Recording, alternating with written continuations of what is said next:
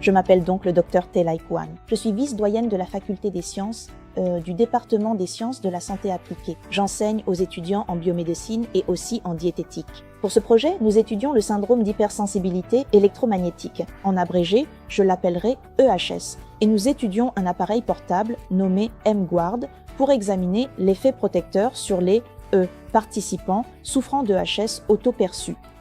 Dans ce projet, les participants porteront l'appareil pendant 3 jours et avant et après, nous analyserons la morphologie du sang vivant en observant toute formation de rouleaux.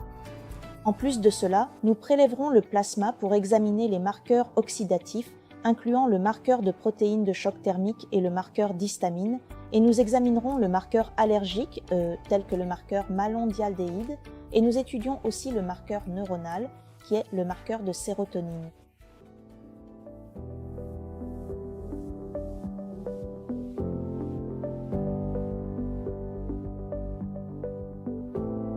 Ainsi, une exposition excessive à ce champ électromagnétique entraînera une modification de la morphologie sanguine, ce qui conduira par conséquent à la formation de rouleaux.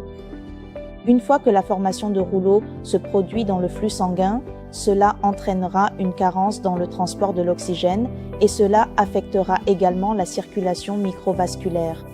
Et une fois cette circulation microvasculaire affectée, cela peut entraîner de nombreux signes et symptômes qui ne sont pas des signes et symptômes spécifiques menant à cette EHS, le syndrome d'hypersensibilité électromagnétique.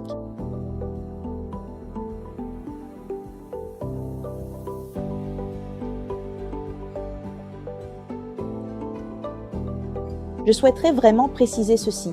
Plutôt que de dire que la formation de rouleaux est un bio ou un biomarqueur, je dirais plutôt que c'est un indicateur physiologique préliminaire signalant qu'une personne est surexposée à certains types de champs électromagnétiques. Nos globules rouges normaux possèdent des charges négatives qui les entourent. Alors, et en cas d'exposition excessive à ce champ électromagnétique, cela peut réduire toutes ces charges et les forces de répulsion diminueront, alors tous les globules rouges s'agrégeront et s'empileront, menant à la formation de rouleaux. Tous les globules rouges s'agrègent et ils bloquent la circulation et cela peut affecter le flux microvasculaire, ce qui peut en fait causer au sang une perturbation du flux sanguin normal.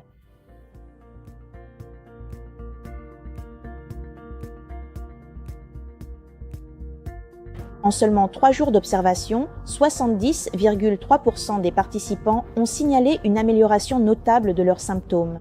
Nous avons aussi observé une réduction de 50,7% de l'agrégation des cellules sanguines, ce qui est significatif car cela favorise un flux sanguin plus fluide, une meilleure microcirculation et un apport plus efficace d'oxygène et de nutriments au niveau cellulaire. De plus, on a noté une hausse de 59,5% du taux de sérotonine, favorisant l'humeur, le sommeil et les fonctions cognitives. Les résultats ont été très positifs même après une courte intervention de 3 jours. On prévoit qu'une période d'intervention plus longue avec la technologie M-Guard produirait des changements plus marqués et statistiquement significatifs.